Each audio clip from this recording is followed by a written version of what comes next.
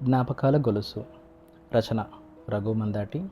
చదివినవారు Raghu Mandati. Episode 6. ఆరుద్ర. మళ్ళీ చాలా కాలం తర్వాత జయతి అక్కయ్య గారి ఫోటో ఆల్బంలో చూశాను ఆరుద్రని. అచ్చమైన ఎరుపు వర్ణంలో ఉన్న ఆరుద్రని చూసి చాలా కాలమైంది. దాదాపు 10 ఏళ్ళు కావస్తుంది. వేసవి సెలవులు అనే పదం వినపడితే చాలు చిన్నమ్మ వాళ్ళ ఇల్లు గుర్తొచ్చేది. కరీంనగర్ జిల్లా కొత్తకొండ దగ్గరలో దర్బారం గ్రామంలో ఉండేది వాళ్ళ ఇల్లు. ఎండాకాలమే కాదు, వర్షాకాలం శీతాకాలంలో కూడా 4-5 రోజులు వెళ్ళి గడిపేవాళ్ళము. అప్పట్లో ఇప్పటిలాగా ఆటోలు లేవు. హన్మకొండ బస్టాండ్లో బాపు, అమ్మ, అన్నయ్య, అక్కయ్య, నేను అందరం కలిసి ములకనూరు బస్సు ఎక్కేవాళ్ళం. అక్కడ మొదలైన బస్సు మెల్లిగా కదులుతూ పెట్రోల్ పంప్, నయీం నగర్, కాకతీయ విశ్వవిద్యాలయం దాటిన తర్వాతే వేగం పుంజుకునేది. ఆ కాలంలో బస్సు కిటికీ నాకు పెద్ద ఇంటర్నెట్. ఎండాకాలం అయితే విండోస్ ఎక్స్పీ, వానాకాలం అయితే విండోస్ విస్తా. ఇక బస్సు కిటికీలోంచి ప్రపంచాన్ని చూడడమే తరువాయి. దూరంగా కనిపించే కొండలు, వేగంగా వెనక్కి పరిగెత్తే చెట్లు, ఒక గ్రాఫ్లో గీతల్లాగా పైకి కిందకి ఊగిసలాడుతున్నట్లు తోచే కరెంటు స్తంభాల వైర్లు, మధ్యలో కనిపిస్తున్న ప్రతి వారికి చెయ్యి ఊపుతూ టాటా చెబుతూ సాగే ప్రయాణంతో 1 గంటలో ములకన్నూరు చేరేవాళ్ళం. చుట్టుపక్కన ఉన్న గ్రామాలన్నిటికీ అదే పెద్ద టౌను. అక్కడి నుండి కొత్తకొండ బస్ ఎక్కి చుట్టూ ఉన్న సుందర లావణ్యాన్ని చూస్తుండగా చల్లని ఈదురుగాలులకు దీటుగా బస్సు దూసుకుపోతుంటే వెచ్చటి అమ్మ ఒళ్ళో కూర్చొని కిటికీ నుండి చూడగా పొగమంచుతో కప్పబడిన కొండలు, ఏదో గ్రామంలో పయనిస్తున్నట్టు కాక ఊటీ, కొడైకెనాల్కు వెళ్తున్న అనుభూతి కలిగేది. అదే అనుభూతి ఇప్పటికినూ. మెల్లిగా చినుకులు పడుతుండగా పడశం పడుతుందని అమ్మ కిటికీ మూసేది. నీటి తుంపర్లతో మసగ్గా మారిన కిటికీ నుండి చూడగా కనిపించే కొండలు, వాటిని కప్పుకొని ఉన్న మంచు పొగలు, జోరుగా కురుస్తున్న వర్షం, ఈదురుగాలులకు వంగిపోతున్న చెట్లు, ముద్దైన పంట పొలాలు అన్నీ కూడా ఓ చిత్రకారుడు గీసిన వర్ణచిత్రంలాగా తోచేది. అప్పుడప్పుడు తలుక్కున మెరిసే ఆవులు, పొలం చివర్లో గట్టుపైన కట్టుకున్న గుడిసెలు, తడుస్తూ పరుగులు పెడుతూ పొలం బాయిల కాడ నా 7 పిల్లలు, మరీ వెలుతురుగా కాక మరీ చీకటిగా కాక మసకగా వెలుతురులో అద్భుతమైన ప్రకృతి అందాలు. ఒక్క మాటలో చెప్పాలంటే ఒక 100 మంది చిత్రకారుల వర్ణ చిత్రాలతో ఏర్పాటు చేసిన అతిపెద్ద సహజ గ్యాలరీని చూస్తున్న అనుభూతి ఓ బస్సు కిటికీ ద్వారా కలిగేది. మెల్లిగా వర్షం తగ్గే సమయానికి కొత్తకొండకి చేరుకునేవాళ్ళం. ఇక అక్కడి నుండి ధర్మారం గ్రామంలోకి వెళ్ళాలంటే ఎర్రమట్టి రోడ్డుపై 4 కిలోమీటర్లు నడవాల్సిందే. ఇక తడిచి ముద్దైన బాటపై బురద చెల్లకుండా స్లిప్పర్లను బొటనవేలుతో గట్టిగా పట్టుకొని అన్నయ్య చూపుడు వేలుని ఆసరాగా తీసుకొని నెమ్మదిగా అడుగులు వేస్తూ వెళ్ళేవాళ్ళం. ఇక నేను మాత్రం కుడివైపుకు ఉన్న పెద్ద పెద్ద కొండలని, గుట్టల చివరని తలపైకెత్తి చూస్తుంటే అక్కడికి చేరుకుంటే ఆకాశాన్ని అందుకోవడమే అని అన్నయ్య చెప్తూ ఉంటే నడిచేవాడిని. ఎడమవైపు నేల కనపడకుండా పచ్చని పొలాలు, చిన్న చెరువు మొత్తం ఓ ఫ్రేమ్ లాగా, ఆకాశం మేఘాలు ఆ ఫ్రేమ్లో బందీ అయి కనులకు ఇంపుగా తోచేది. ధోతి పైకెత్తుకొని, తలకు రుమాలు చుట్టుకొని, చలిబెట్టకుండా గొంగడి కప్పుకొని, చేతికర్ర పట్టుకొని అహే అహే అంటూ 25 గొర్రెలను తోలుకుంటూ ఎదురొచ్చే తాత, పెద్ద సైకిల్పై గోనె సంచుల మూటలతో లుంగీలు కట్టుకొని ఎదురొచ్చే మధ్య వయసు యువకులు, కూలీ పనులకు పోతున్న ఆడవాళ్ళు ఒక్కొక్కటి ఎదురుపడుతుండగా చూస్తూ వెళ్ళేవాళ్ళం. ఆ 4 కిలోమీటర్ల ప్రయాణంలో కొండలపై నుండి పరుగులు పెడుతున్న కొండెంగ కోతులు, ఎలుగుబంట్లు, పరుగులు పెట్టే కుందేళ్ళు, చిత్రం. అవన్నీ ఇప్పుడు డబ్బులు పెట్టి జూకు వెళ్తే తప్ప చూడని పరిస్థితి. బతుకమ్మ పండుగలో ఉపయోగించే తంగడి పూలు, సీతజడ పూలు, ఇంకా నాకు పేర్లు తెలియని అందమైన పూలు, నిలువెత్తు జామాయిల చెట్లు, మామిడి, జామ, కంకి, వరి, పత్తి, ప్రొద్దుతిరుగుడు పూల తోటలు అన్నీ కూడా నన్ను సాదరంగా ఆహ్వానం పలికేవి. నాలో భిన్న భావాలతో ఒక కవిగా, శాస్త్రవేత్తగా, చిత్రకారునిగా, విశ్లేషకుడిగా, దర్శకుడిగా, ఫోటోగ్రాఫర్గా సృష్టి రహస్యాన్ని ఛేదించాలనే ఓ యోగిల జీవిత పరమార్థం ఈ ప్రకృతిలోనే దాగుందని నమ్మే ఓ సాధువుల ఇలా చెప్పుకుంటూ పోతే నా మనసు ఎన్నో అవతారాలెత్తేది. మనసుని చూపుని నాకు సాధ్యమయ్యేంత వరకు ఓ వలలాగా విసిరి ఆ ప్రకృతి దృశ్యాన్ని గుండెల్లో పదిలంగా దాచుకొని మనస్ఫూర్తిగా ఆనందించేవాడిని. 4 కిలోమీటర్ల ప్రయాణం తర్వాత ధర్మారంకి చేరుకునేవాళ్ళం. ఆ గ్రామంలో మొదటి ఇల్లు మా చిన్నమ్మ వాళ్ళది. 3 గదులు గల చిన్న పెంకుటిల్లు, ముందు కూర్చోవడానికి గద్దె, నీడ కోసం వేసిన పందిరి, దానికి అల్లుకొని పెరుగుతున్న బఠానీ పూల చెట్టు. 3 గదులు కూడా ఎర్రమన్నుతో అలికి ముగ్గులు పెట్టి ఎప్పుడు శుభ్రంగా ఉంచుతుంది చిన్నమ్మ. శుభ్రత విషయంలో మా చిన్నమ్మ తీసుకునే జాగ్రత్తలు అంతా ఇంత కాదు. ఇంటి వెనకాల విశాలమైన ప్రదేశంలో మధ్యలో అతిపెద్ద చింత చెట్టు. ఆ ఇంటి మొత్తాన్ని ఓ గొడుగులా తన కౌగిల్లోకి తీసుకొని కాపాడుతున్నట్లు ఉంటుంది.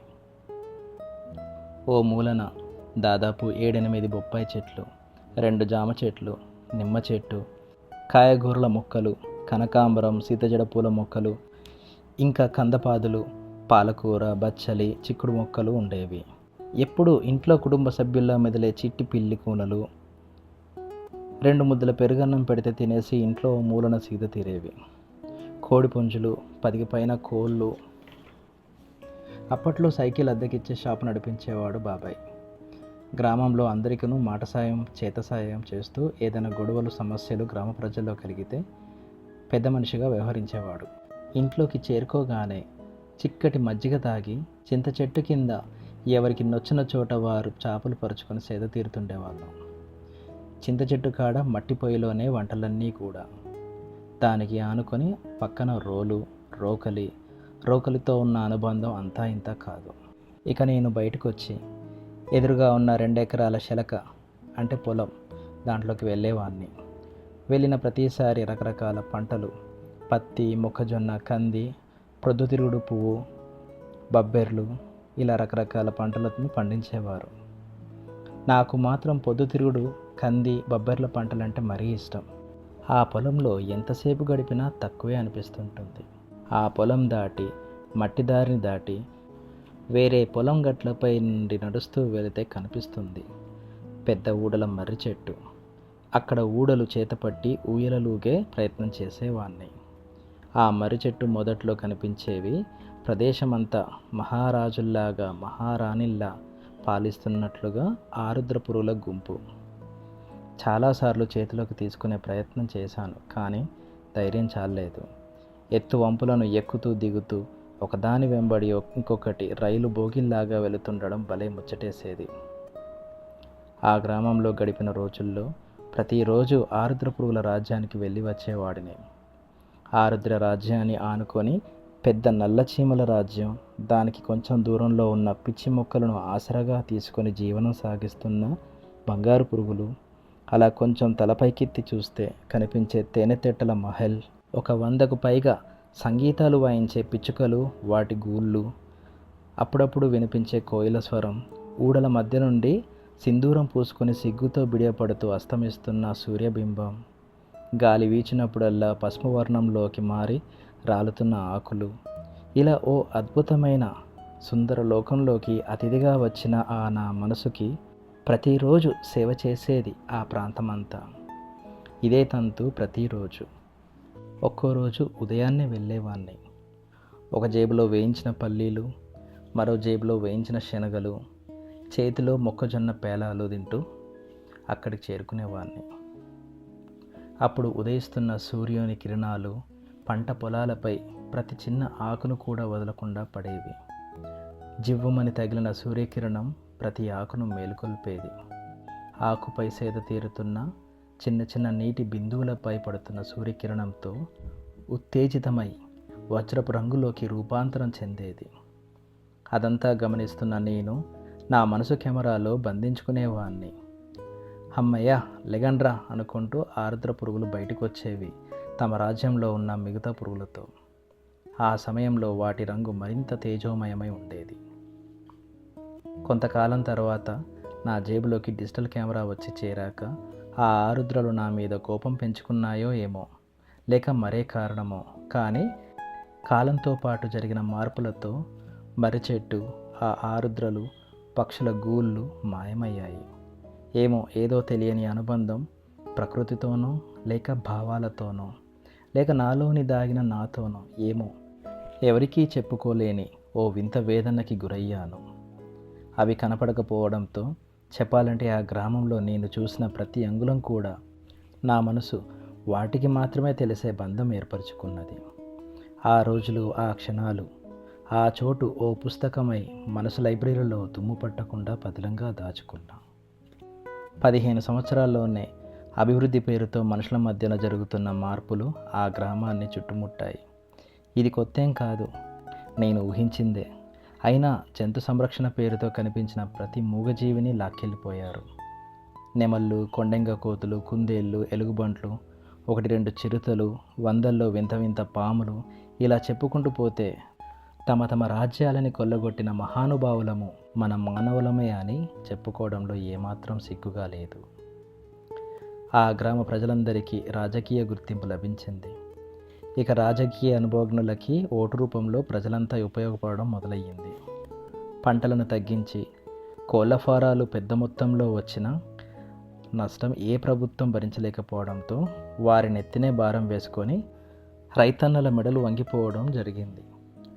పొగాకు, బీడీల సెగ ప్రతి పాలిచ్చే మహిళను కూడా పనిలోకి దింపింది. చైతన్యం పేరుతో గ్రామ దేవతల పండుగలు, ఎడ్ల బండ్లపై కొత్తకొండ జాతరను దర్శించుకోవడాలు, ఇంట్లో కులదేవత పూజలు అన్నీ మాయమవుతున్నాయి. ఇప్పుడు 4 కిలోమీటర్లు నడిచే ఓపిక, సమయం ఎవరికీ లేదు. ప్రతి వారి చేతిలో వాచీ చూసుకునే టైం లేదు. మరి చాలా బిజీ. ఆటోలు మొదలయ్యాయి, బస్సులు కరువయ్యాయి. నా కిటికీ గ్యాలరీ మూతపడింది. చంటి పిల్లలు చేసే అల్లరికి ఏమీ అనలేక ప్రకృతి మాత తన కోపగిస్తే తన పిల్లలకే కష్టమని ఓర్పుగా నీరడుగంటిపోయిన నదులతో బాధపడుతున్నట్లు అనిపించింది. అయినా ఏదో ఆశ, ఏదో అలజడి, ఓ కొత్త అనుబంధం, ఓ కొత్త కోరిక ఎప్పుడూ నా మనసు గ్రామ ప్రకృతి దేవత తన వైపుకు లాగుతుంటుంది. ఇప్పటికీ మించిపోయింది ఏమీ లేదని గ్రామ బ్యాంకు సహాయంతో వ్యవసాయ శాఖ అధికారులు వేపమందు పరిచయం చేశారు. మంచి పనులు చేయడానికి గ్రామ పెద్దలు ముందుకు రావడం కూడా ఆరోగ్యకరమైన విషయమే. గ్రామానికి వెళ్ళి చాలా రోజులైంది. కొత్తగా తీసుకున్న ప్రొఫెషనల్ కెమెరాకి ఇంకా ఆ గ్రామాన్ని పరిచయం చేయలేదు. మరో 4-5 రోజులు వెళ్ళి గడపాల్సిందే. మెల్లిగా నెమరు వేసుకున్న పుస్తకాన్ని తిరిగి మనసు లైబ్రరీలో భద్రంగా పెట్టుకొని అందమైన ఆలోచనల నుండి బయటపడి మళ్ళీ రణగొన ధ్వనులతో యుద్ధం సాగిస్తూ సికింద్రాబాద్ రైతిఫైల్ బస్టాప్లో నుండి 1వ నెంబర్ బస్ ఎక్కి ఆఫీస్కి పయనమయ్యాను. జ్ఞాపకాల గొలుసు ఎపిసోడ్ 6 సమాప్తం.